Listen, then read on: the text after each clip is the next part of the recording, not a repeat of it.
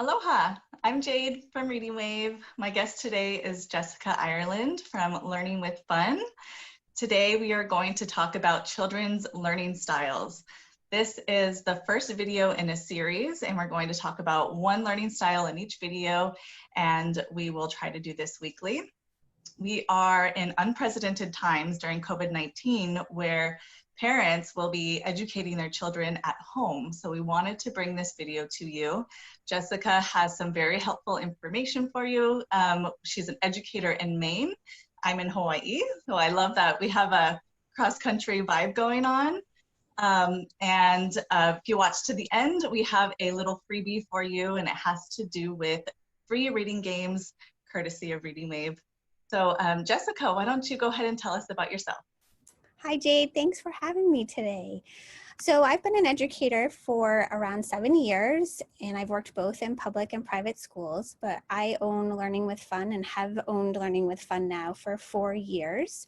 And we build privatized education looking at learning styles for all kids. And we personalize curriculum based on kids' learning styles and how they learn best. Being in Maine, we serve a lot of the Maine population, but we also serve all across the United States, both online and with in our homeschool programs. Wonderful, wonderful. So there are some parents who will be distance learning this year through a public school. And there's also a giant wave of homeschoolers coming in. So there are probably going to be millions, if not billions worldwide, of parents who will have to teach their kids at home. So why is learning, or why is knowing what your child's learning style is so important? That's a great question. Knowing your child's learning style allows you to present the education material in the best way for them to learn. So when we look at learning styles, there are 7 different types of learning styles that are more predominant.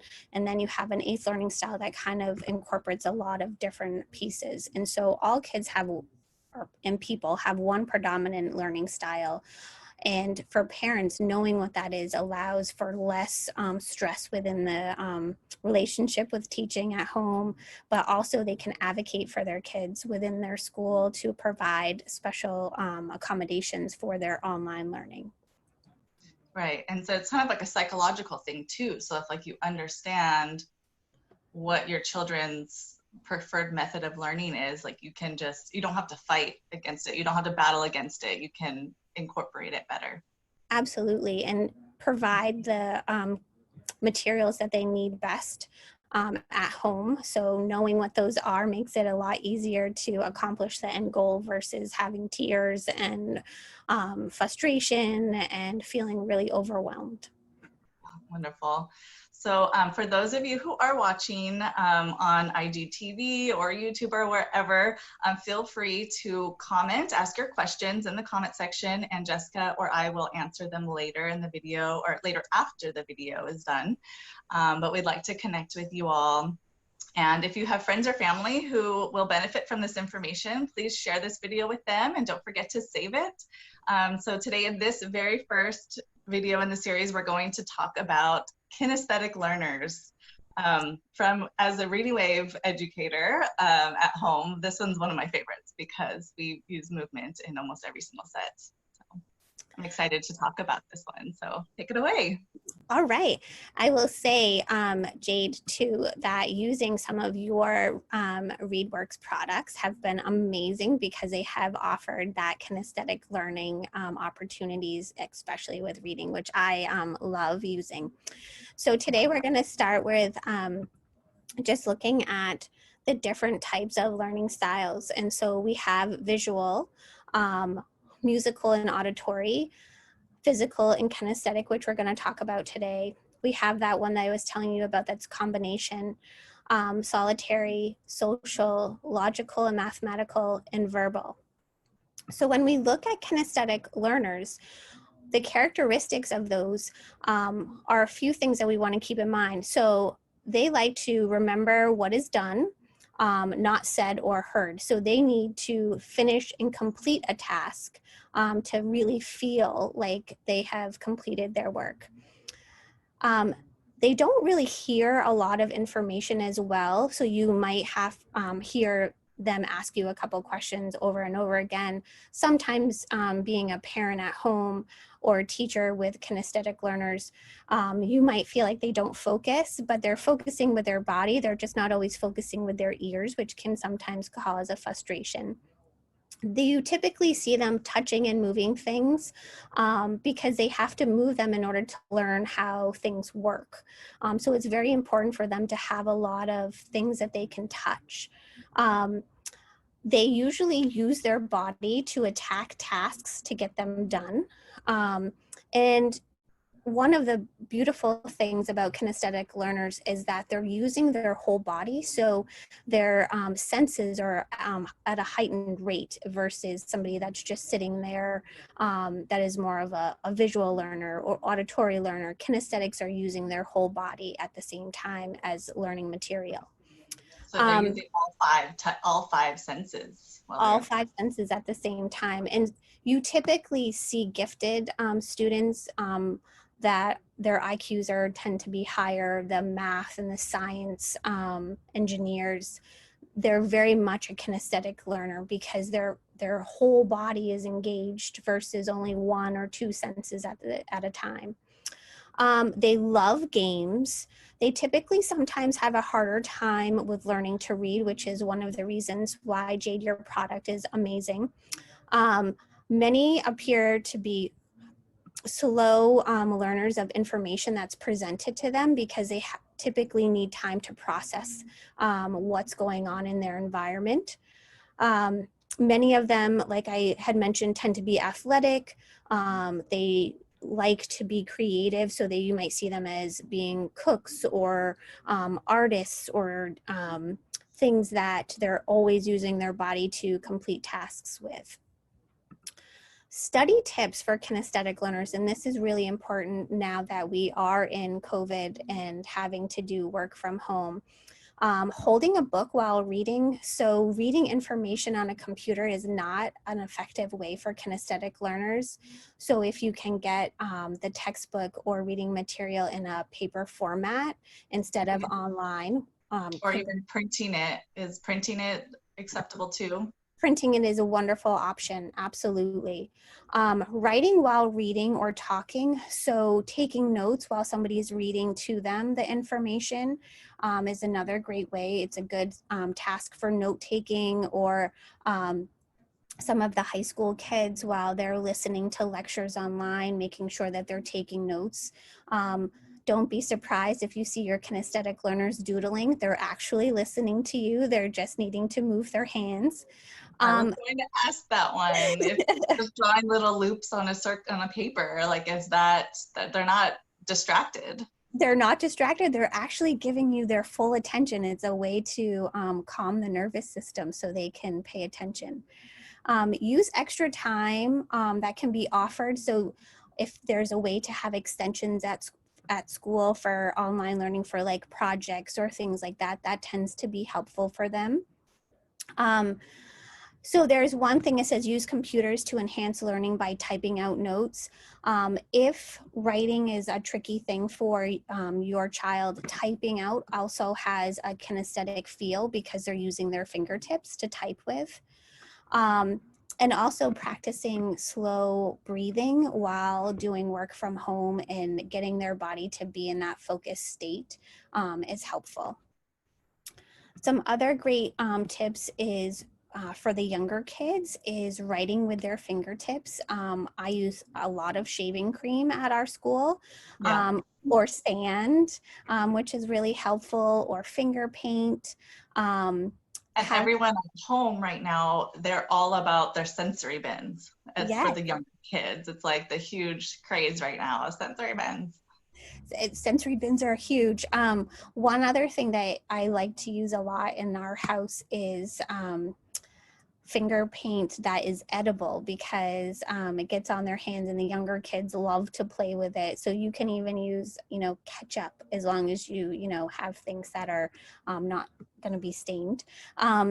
write lists repeatedly. Lists help kids that are kinesthetic learners. They cross off their tasks because they need to feel like they have completed something. And so that physical piece of crossing something off just gives them enough reassurance. Let them stand when they're learning. Because of a lot of computer time, we're sitting stationary. If they can have a standing option while on a computer or doing work at home that people have, that you're providing for them, standing is a great option. Using rhymes to memorize or explain information.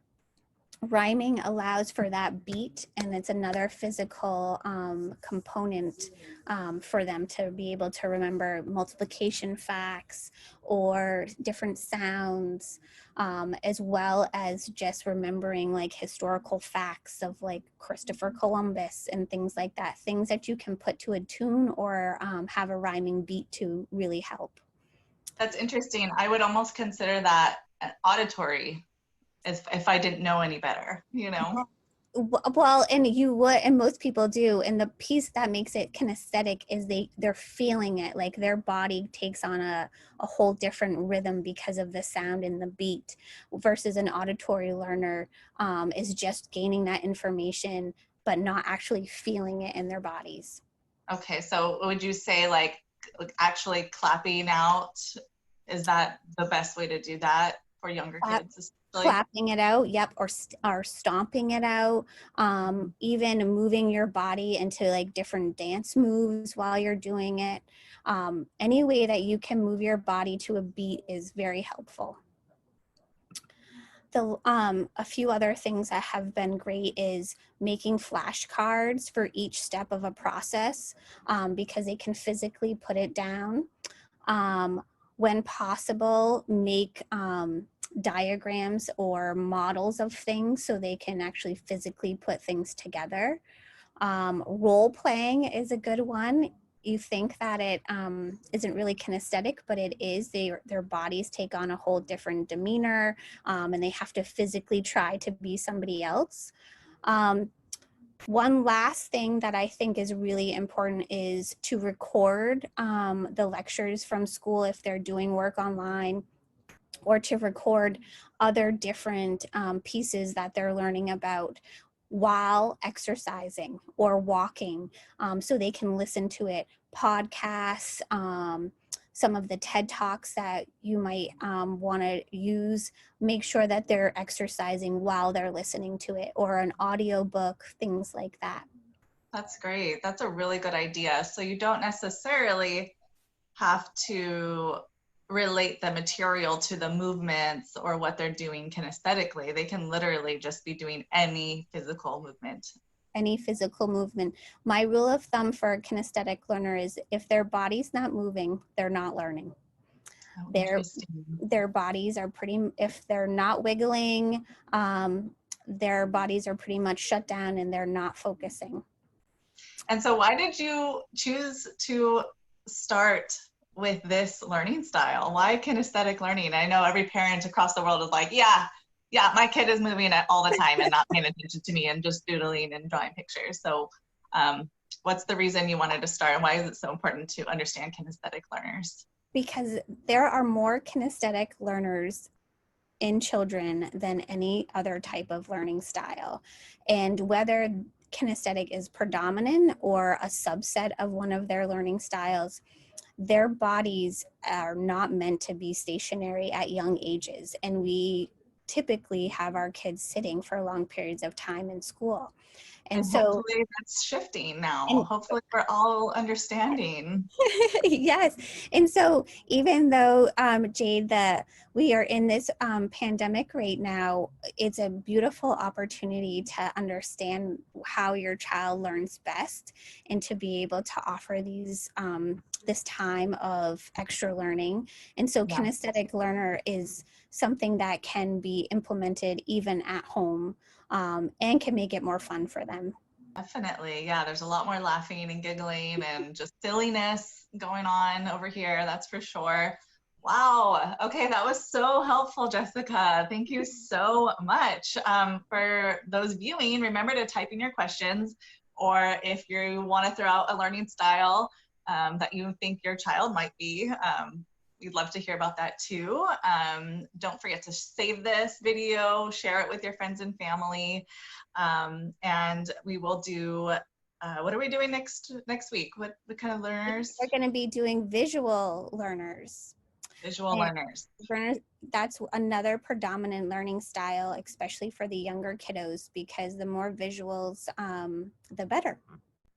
Cool, wonderful. So on to the freebie. It's at the end of our video. That was amazing. Thank you so much for everything, Jessica. So for those of you who have watched until this point, Reading Wave will be giving away the Move and Play reading games from set 1. There are 8, I believe. There are 8 reading games, and they're multi-level for kids ages 3 to 8.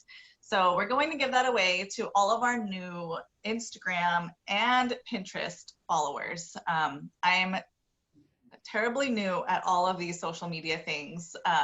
Although I've been working on Reading Wave with Angela Kuzma for years and years, over 5 years now, I have just barely started doing our Instagram in March. I just finally made a Pinterest account like in last month or something crazy. So if you can follow us and help us out there, I will send you a link. I'll get in touch with you with a link to download the Move and Play reading games from set 1. Let's see. And I think that will expire in about a week. So if I get this video out tomorrow, which is Friday, it'll expire. The freebie will expire July 31st. So tell your friends and family and like us and follow us and all that good stuff. Let's see. So with Learning with Fun, Jessica, so you have a team. You have a team of tutors. You teach in person in Maine, and then you also teach online. So I know you have students across the country. Are you accepting new students at the moment? We are accepting new students. We're always open to any new student that wants to join. We have multiple different programs that we offer online. We offer an online homeschooling program as well as academic coaching, and a new product that I have built, which is centered around executive functioning and whole body holistic approach.